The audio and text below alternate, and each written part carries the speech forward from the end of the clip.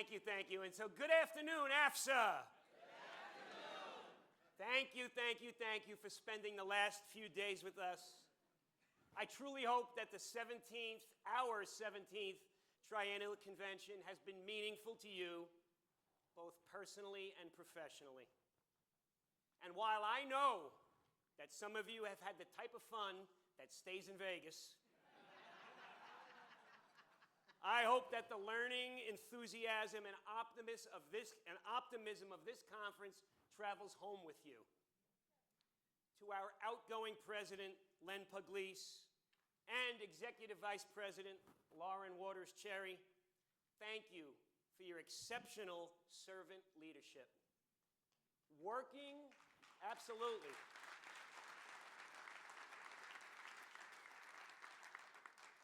Working with both of you has been an honor, a pleasure, and an inspiration.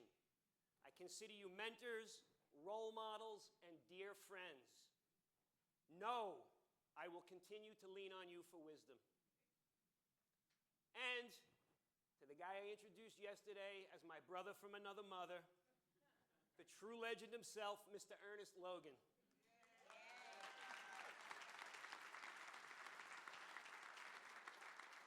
Ernie, thank you for introducing me to union leadership, for teaching me the ropes with patience and a steady hand, for becoming a real part of my family, and for those "how you doing, brother" phone calls that always come at just the right time. Thank you, my friend. To Herminia Claudio. For those of you from Local 1 already know what I'm talking about. She stands there quietly on the side, but this whole operation works because of her.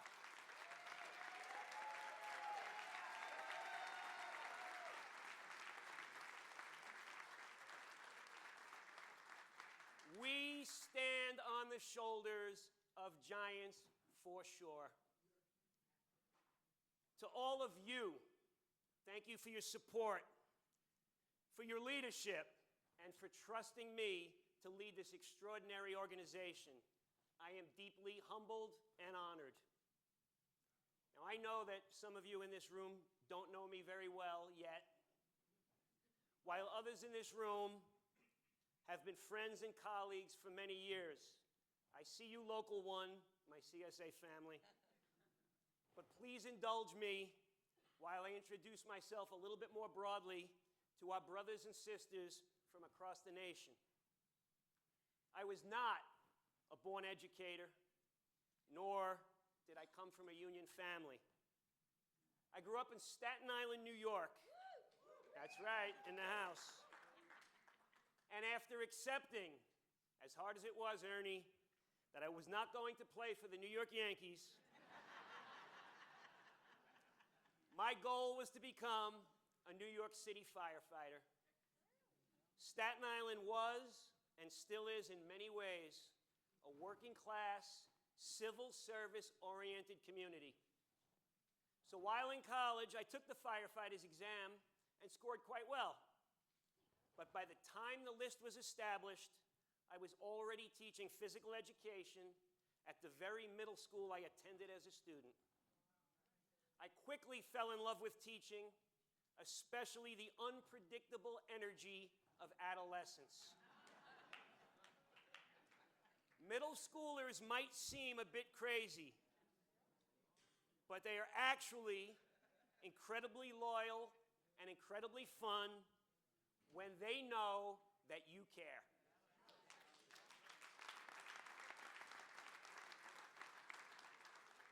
I did step away briefly when the fire department did come calling, but I returned to teaching and am so glad that I did. Soon after, I was promoted to Dean of Discipline and then Assistant Principal, and along the way, I witnessed incredibly dedicated educators working harder than most people could ever imagine.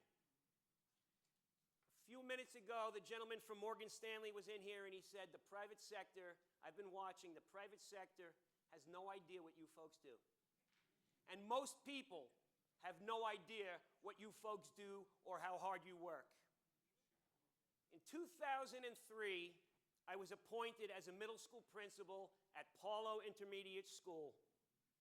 To this day, principal remains both the most difficult and most rewarding job I have ever had. During my first year as principal, I voiced concern during a meeting about a policy that made no sense for kids and only added to our paperwork. I know none of you know what I'm talking about. After that meeting, the district rep for CSA approached me and asked if I'd get involved in the union.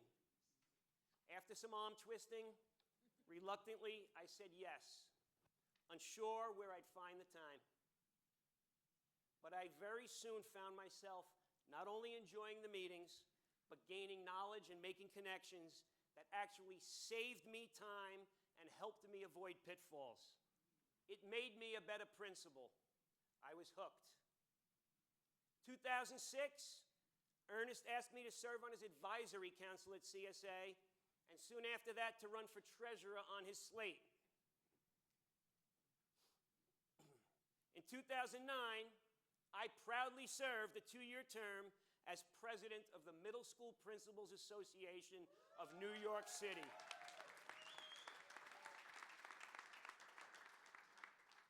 Then in 2012, I was faced with one of the toughest career decisions of my life.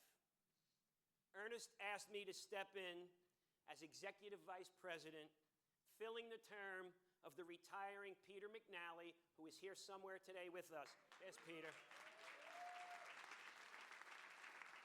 And then I was to run for re-election with Ernest just a few months later. But that meant leaving my school. It was an incredibly emotional decision. Paulo Intermediate School was my baby, and I really didn't want to leave. But as a quick aside, I couldn't be more delighted to know that 13 years later, Paulo has only grown stronger under the leadership of Mr. Ken Zapata, who is also here today.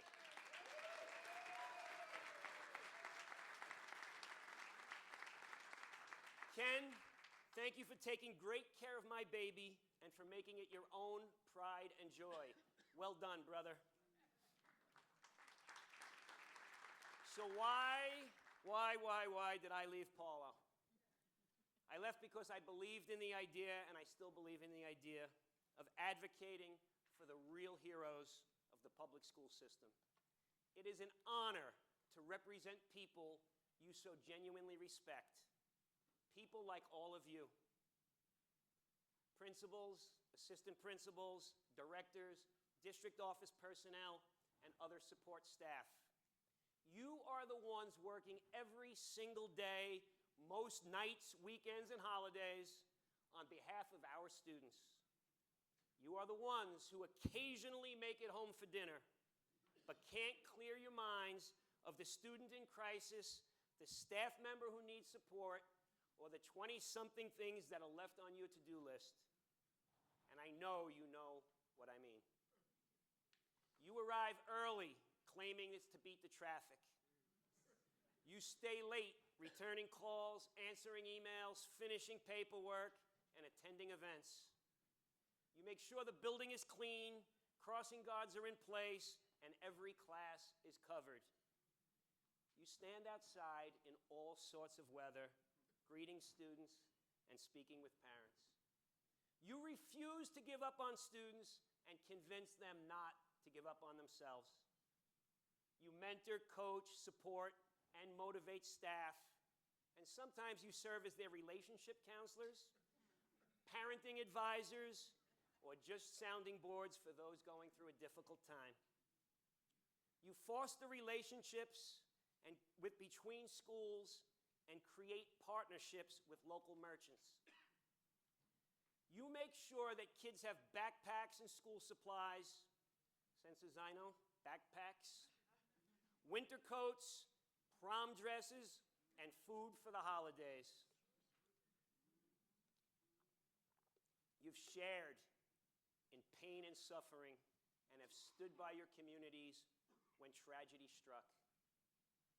Too many of you have held the hands of grieving parents, and some of you have even helped to pay for funerals.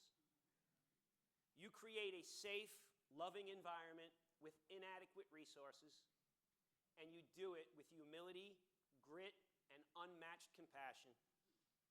Too often, your good deeds and successes go unrecognized, while one perceived misstep brings outsized attention. And yet you persist. You persist because you love the work and you love the people. So that's why I left Paulo, to advocate for school leaders in New York City and indirectly for all school leaders and all of you. Because while you speak up for everyone else, you rarely speak for yourselves. You absorb impossible demands, flawed evaluations, irrational mandates, and you grin and bear it. So I made it my mission to speak truth to power, to elevate you, to encourage you to push back professionally against bad policy, to promote self-care and wellness so you can better care for others, to educate you about the strength of a unified voice. Brothers and sisters, your voice is so much more powerful than you realize. Parents, communities, and the media want to hear from you. They want to hear your voice on critical issues because you are credible, because they trust you. You are the adults in the room. And when you find the courage to speak up clearly, respectfully, and professionally, those in power will have no choice but to listen. And ultimately, they will appreciate that great schools begin with great leaders. And it is to everyone's benefit. You can let that go.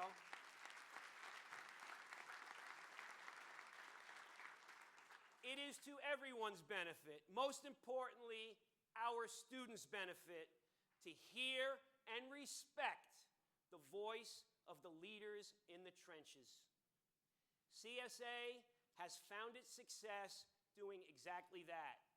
And as a result, we became widely respected and impossible to ignore. But after 17 years as a school leader, 10 and a half years at CSA, a total of over 36 years in the New York City Department of Education, leading through 9/11, where I lost my beloved cousin Brian, Hurricane Sandy, the Supreme Court Janus decision, a global pandemic, I decided that it was time to retire and reacquaint myself with my family.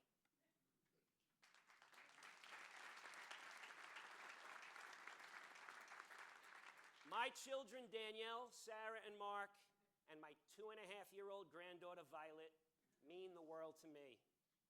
My wife, Barbara, and I are expecting our second grandchild any day now. She's right there. If she rushes the stage, please know she is actually of sound mind. Barbara has been my biggest supporter from day one. She is kind, patient, and a phenomenal mom and Nona. Barbara, thank you. I love you.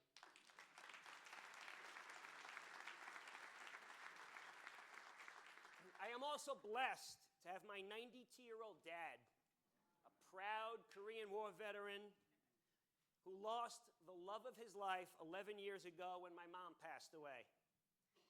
Yet he still embraces life, loves his 4 children, 10 grandchildren, and 6, soon to be 7, great-grandchildren, and he still offers me wisdom that guides me every day. Leaving CSA was made easier knowing that I was handing the reins to someone I trusted. My brother, Henry Rubio.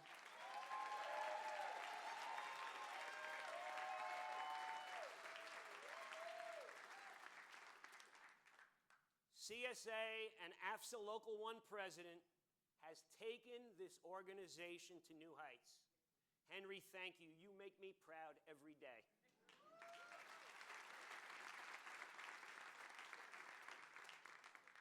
after 2.5 years of absolutely loving retirement, someone asked me the other day, "You're back, were you bored?" I wasn't bored. I didn't expect that I would be here, but here I am. And I'm here because unionism for school leaders is more important now than ever. We need more unions to represent school leaders and more people willing to speak truth to power on their behalf. In 1961, Dr. Martin Luther King alluded to this in a speech. He said, "In our glorious fight for civil rights, we must guard against being fooled by false slogans, such as right to work. It is a law to rob us of our civil rights and job rights. Its purpose is to destroy labor unions and the freedom of collective bargaining by which unions have improved the wages and working conditions of everyone. Wherever these laws have been passed, wages are lower, job opportunities are fewer, and there are no civil rights." Ironically, however, after the Janus Supreme Court decision, which was absolutely designed to weaken, if not destroy us, union membership has actually grown.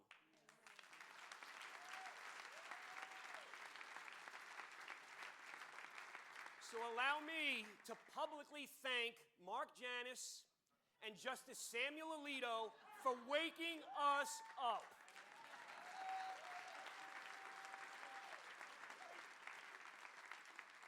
More states are now granting bargaining rights to school leaders. New locals are emerging, as you have seen, but many still lack the resources and guidance they need. I have been deeply inspired by Troy and Kia in Chicago, who fought for years to win collective bargaining rights. By Christine and Ryan in Montgomery County, Maryland. They have taken their local to new heights while being intentional about honoring those who came before them. It's very impressive to go out and see them. And by so many recent, amazing collective bargaining gains negotiated by our locals and by our brand new local built from the ground up in Fairfax, Virginia. They are laying the foundation for a stronger future. Way to go, Fairfax.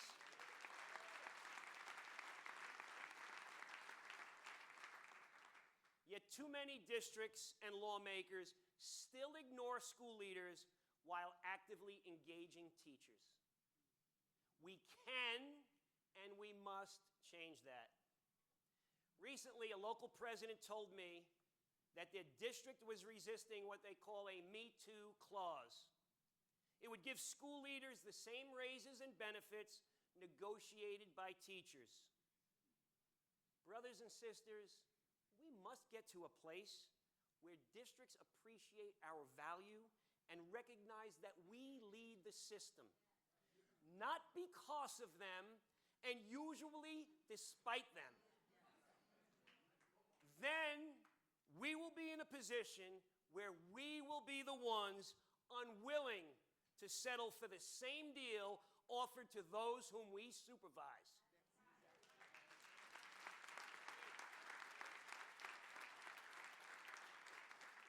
Now is the time to unify our voice, to grow our influence locally and nationally, to grow AFSA by organizing and strengthening our locals. The work will not be easy, but it will absolutely be worth it. And speaking of difficult work, that was absolutely worth it. Can I hear from our retirees, please?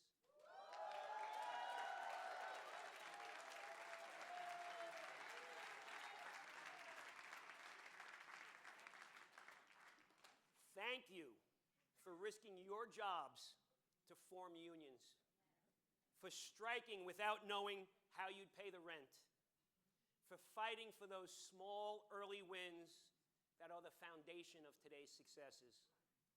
And thank you for staying active and vocal in retirement. It is not lost on me that so many of your sacrifices yielded little, if any, personal gain. But you did so anyway, unselfishly, for the benefit of those, like me, who came after. You are true unionists, and I promise you that we will follow your lead for the benefit of future generations.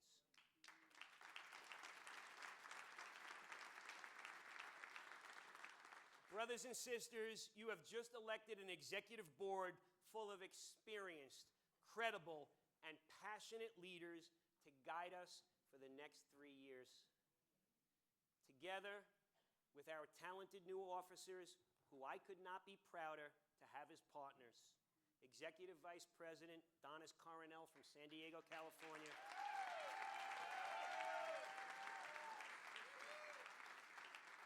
and Secretary Treasurer Carl E. Perry from Baltimore, Maryland,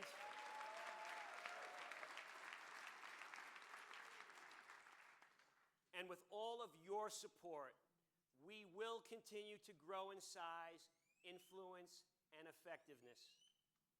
But growth only comes when we demonstrate our value. AFSA's value is clear. Is there a bird in here?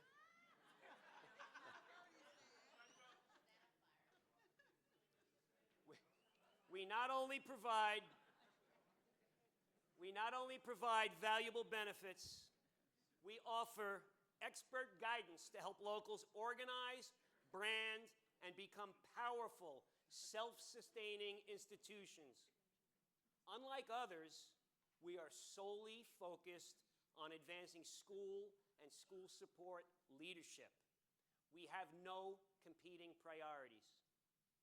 We not only provide high-quality professional development programs, but also unlimited opportunities to network and engage with the best, most experienced union leaders in the country.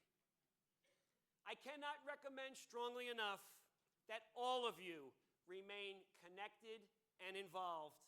You will not regret it. As you move forward, and taking the advice of John Gordon yesterday, be the type of leader who always remains positive, the kind that brings hope when others see none. I have already shared with you some of the crises I have experienced in my professional life, and I have seen many of you lead through equally challenging tragedies and unimaginable grief. All of these experiences have shown me how critical, truly critical leadership is, and how important it is for the leader to communicate hope, even and maybe especially at times when doubting it themselves. So despite all of this political rhetoric we've been hearing about, or the ultimate fate of the United States Department of Education, public education will endure, and school leaders will always be essential and will always be in high demand. So yes, backward steps will sometimes be taken, but we will ultimately move forward for the benefit of our young people. Don't ever forget that the work you do changes and saves lives. And I look forward to doing this challenging work with you, fighting the good fight and raising the voice of school leaders throughout the country. I mentioned to you earlier that I did not come from a union family, but I am damn proud that my children did.